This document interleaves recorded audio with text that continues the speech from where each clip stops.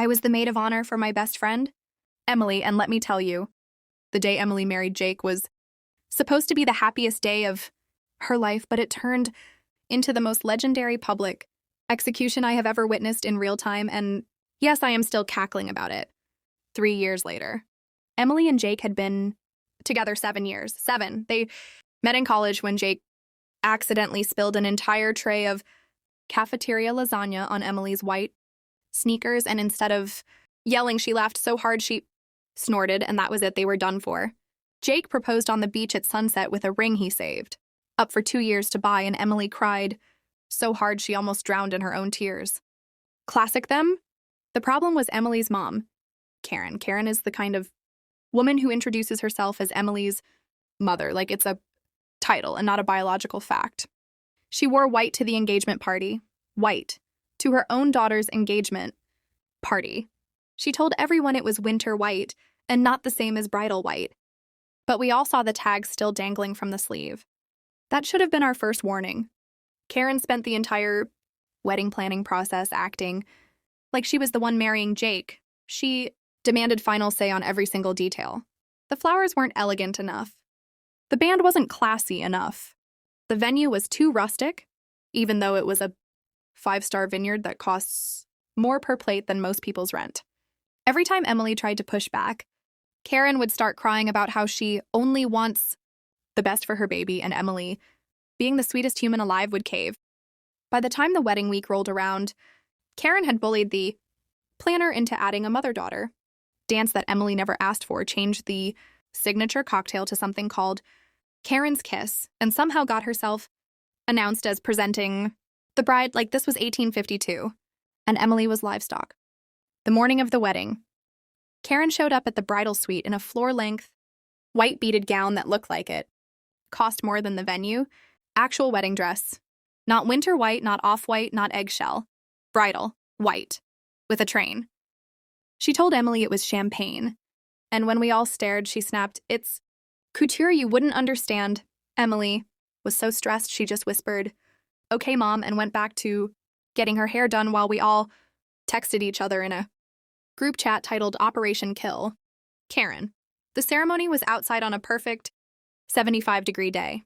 200 guests all dressed to the nines. Jake standing at the altar looking like he was about to happy cry. The string quartet starts playing. Bridesmaids walk. Flower girl nails it. Then it's time for Emily. Except Karen decided this was her moment. Instead of letting the wedding planner cue Emily, she grabbed her arm and basically dragged her down the aisle like Emily was a show pony. Emily's face was pure panic, but she was trying to smile.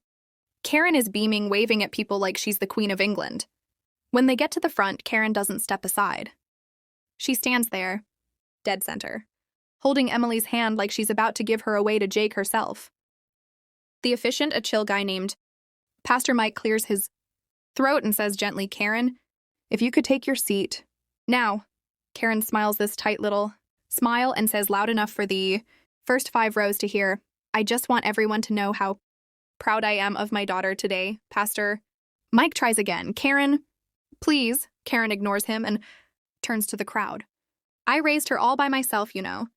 Her father left when she was 3, so really this day is as much mine as hers." You could hear 200 people collectively suck in air.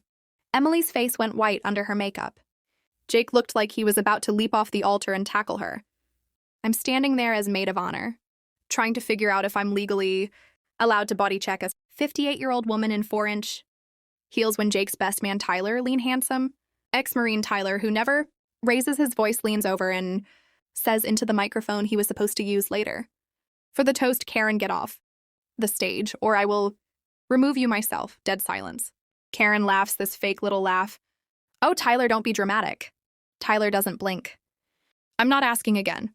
Karen rolls her eyes and finally steps to the side, but not to her seat. She stands literally 2 feet from Emily and Jake like she's part of the ceremony. Pastor Mike just starts talking super fast to get through it before World War III breaks out. They get to the vows. Jake goes first, and it's beautiful. He's crying, talking about how Emily is his home and his safe place and how he can't wait to build a life with her. Everyone is sniffling. Then Emily starts her vows and Karen interrupts. actually interrupts. Emily gets 3 words in Jake when I met, and Karen goes, "Speak up, honey, they can't hear you in the back." Emily freezes. Jake's jaw clenches so hard I thought he was going to crack a tooth. Pastor Mike tries, "Karen, please let her finish." Karen waves him off. "I'm just helping." That's when Emily's Aunt Linda, who is 62 years old and built like a linebacker, stands up from the front row and says in this booming voice, "Karen, sit down and shut up, or so help me. God, I will drag you out of here by your fake blonde hair." Half the crowd gasps. The other half starts clapping. Karen's face turns purple. She opens her mouth to say something, but Jake finally snaps.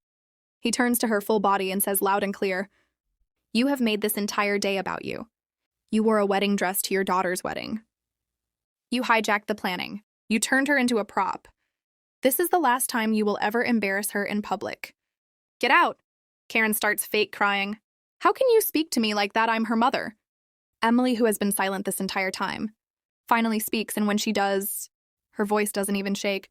"Mom, leave, now." Karen looks around for allies and realizes every single person is staring at her like she's garbage. Even her own sister is shaking her head. She tries one last power play. "Fine. If that's how you feel, I won't stay where I'm not wanted." She turns to storm down the aisle, but because she's wearing 6-inch heels and a train on grass, she trips and faceplants directly into the aisle runner.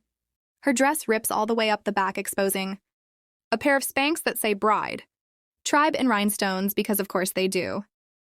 The entire crowd loses it. People are crying, laughing. Someone yells, "That's what you get, Karen." Phones are out. It's chaos.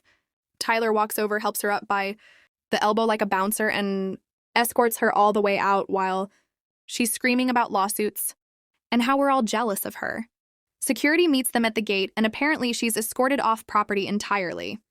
The second she's gone, Emily turns to Pastor Mike and goes, "Can we get married now, please?" We finished the ceremony in like 4 minutes flat. They kissed. Everyone cheered so loud the vineyard owner thought we were having an earthquake. Reception was a party for the ages because every single person there now had a common enemy and unlimited alcohol. The DJ played Sweet Caroline, but changed the words to sweet. "Karen, no one likes you." People were taking selfies with the ripped piece of Karen's dress that got left behind like it was a war trophy. Emily and Jake danced their first dance to At Last, and Emily whispered something in Jake's ear that made him laugh so hard he had to stop dancing. Later, she told me, she said, "Thank you for choosing me over my mom." Karen tried to come back 2 hours later, drunk and screaming in the parking lot, but security wouldn't let her in. She ended up getting picked up by an Uber and left her shoes behind like Cinderella, if Cinderella was a narcissistic monster. Last I heard, she still tells people she wasn't invited to the wedding and that Emily chose that man over her own mother. Emily went no contact 6 months later when Karen tried to crash their honeymoon. The video of Tyler escorting her out went viral on TikTok and has 40 million views. The caption just says, "Don't wear white to your daughter's wedding." Emily and Jake are still disgustingly in love. They have a 2-year-old now and named her Linda after the aunt who threatened to scalp Karen, and every year on their anniversary they rewatch the ceremony video and laugh until they cry. If you try to make your daughter's wedding about you, the universe will make sure you eat dirt in front of 200 people in 4,000.